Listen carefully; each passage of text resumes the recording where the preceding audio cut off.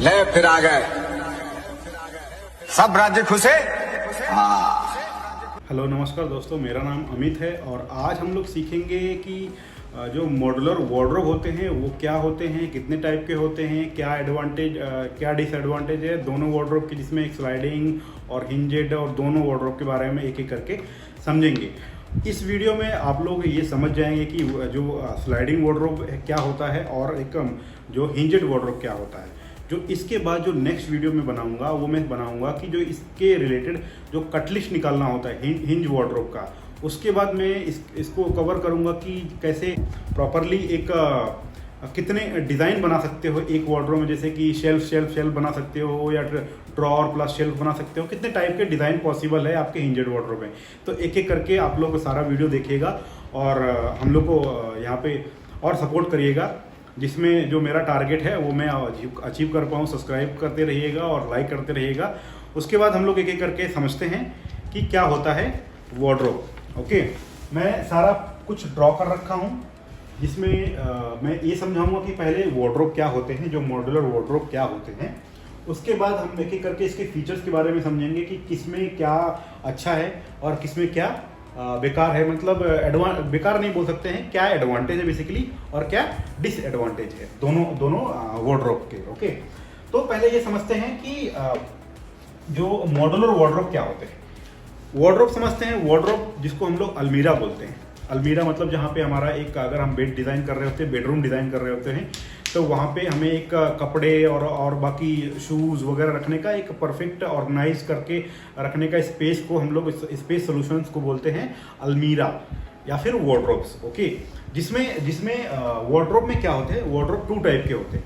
To type in the sense कि एक होता है जो ओपनेबल शटर्स के होते हैं, एक होते हैं जो स्लाइडिंग शटर्स के होते हैं।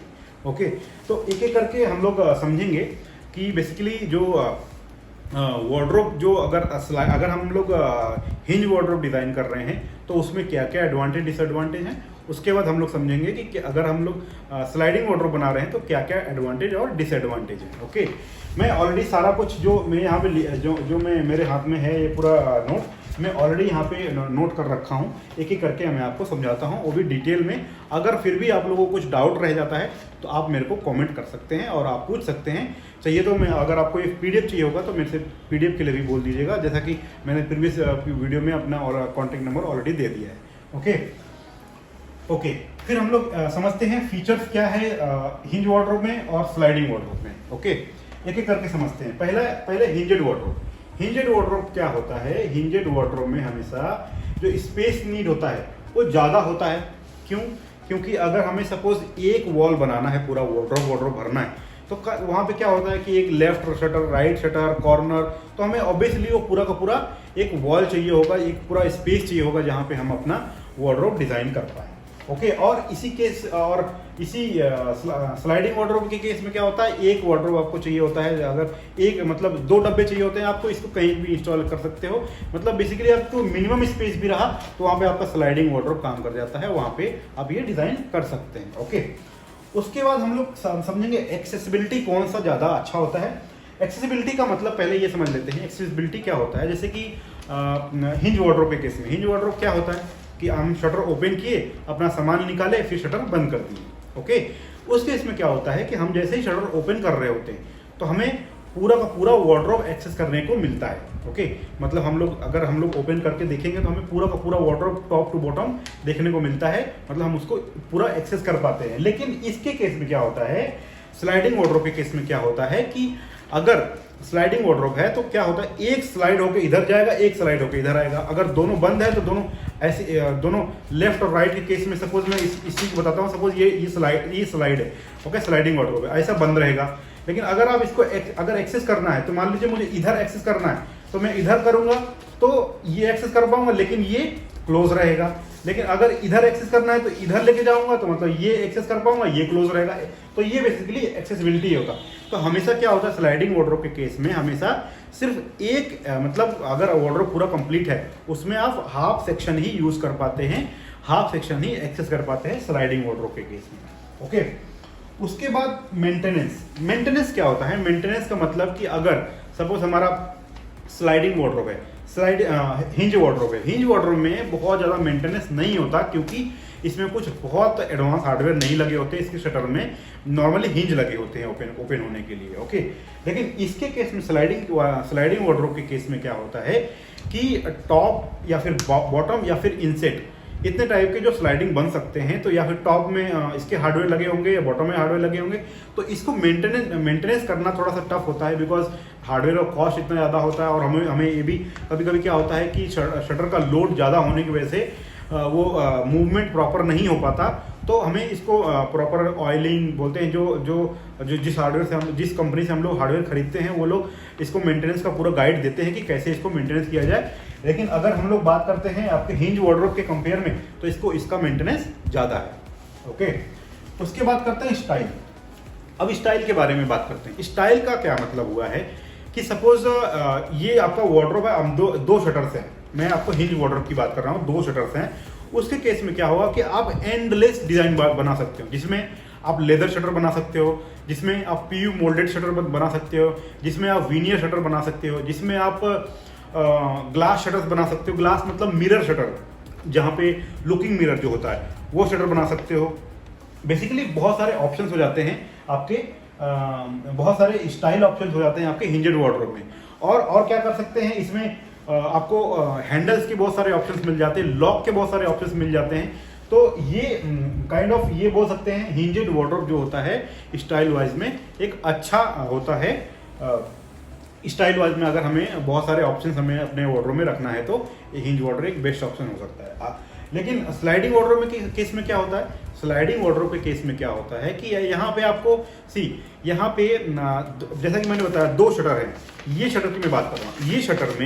ये शटर में क्या होगा कि आप इसको या तो सिंगल पूरा, सपोज यहाँ पे मैं बना के दिखाता हूँ। सपोज ये पूरा एक सिंगल शटर है, ठीक है। सपोज ये एक शटर है, एक ये शटर है, ओके। तो यहाँ पे क्या कर सकते हो, एक ये सिंगल पूरा बना सकते हो, और एक केस में क्या कर सकते हो कि ये हाफ कर सकते हो, और एक केस में क्या कर सकते हो कि 3 पार्ट में डिवाइड कर सकते हो, मतलब 1 2 3। तो इसमें भी क्या ऑप्शन हो सकता है, ग्लास, वुडन, ग्लास, या फिर क्या हो सकता है कि वुडन, फिर एक हो सकता है कि वुडन, ग्लास, वुडन। तो ये बेसिकली कुछ ऑप्शंस, लिमिटेड ऑप्शंस हो सकते हैं जो कि हमारे स्लाइडिंग वार्डरोब में होते हैं, ओके। आई होप जो मैं समझा रहा हूँ आप लोगों को समझ में आ रहा है। अगर फिर भी कहीं नहीं समझ में आ रहा है तो मुझे वहीं पे वीडियो रोक के तुरंत आप मुझे कमेंट कर दीजिए, मैं जरूर उसको रिप्लाई करूँगा, ओके। उसके बाद कॉस्ट की बात करते हैं। कॉस्ट का मतलब, अगर हम अपना एक वार्डरोब डिज़ाइन कर रहे हैं, जितना मुझे स्पेस चाहिए, दोनों के केस में सपोज एक साइड है मेरा हिंज वार्डरोब, एक साइड है मेरा स्लाइडिंग वार्डरोब, तो दोनों के केस में अगर हम कॉस्ट की बात करें तो जो हिंज वार्डरोब होता है, हिंज वार्डरोब हमेशा स्लाइडिंग वार्डरोब के कंपेयर में लो कॉस्ट होता है। क्यों लो कॉस्ट होता है? क्योंकि इसमें क्या होता है, शटर ओपनिंग के लिए सिर्फ हिंजेस ही हमें देना होता है, ओके। लेकिन इसके केस में क्या होता है कि हमें वो पूरा टॉप माउंटेड है तो टॉप माउंटेड ट्रैक देना होता है, बॉटम माउंटेड तो बॉटम माउंटेड ट्रैक देना होता है, और इनसेट माउंटेड है तो टॉप बॉटम दोनों में एक ट्रैक देना होता है, जो कि अगर हम बात करेंगे तो कॉस्ट वाइज तो काफ़ी कॉस्टली हो जाता है आपका स्लाइडिंग वार्डरोब, ओके। तो ये आपको समझ में आ गया होगा। उसके बाद करते हैं रूम टाइप में। रूम टाइप में क्या होता है कि इसमें जो हिंजेड वार्डरोब में क्या होता है कि आप इस सेम हिंज वार्डरोब से आप पूरा का पूरा एल शेप में, यू शेप में, किसी भी शेप में आप चाहिए तो ये रूम डिज़ाइन कर सकते हो, वार्डरोब डिज़ाइन कर सकते हो। क्योंकि यहाँ पे आपको एल कॉर्नर के ऑप्शंस होते हैं, यहाँ पे आपको सिंगल डोर के ऑप्शन होते हैं, यहाँ पे आपके डबल डोर के ऑप्शन होते हैं, यहाँ पे आपको ऐसा बोल सकते हैं कि एक छोटा एक बड़ा करने का भी ऑप्शन रहता है इसके केस में।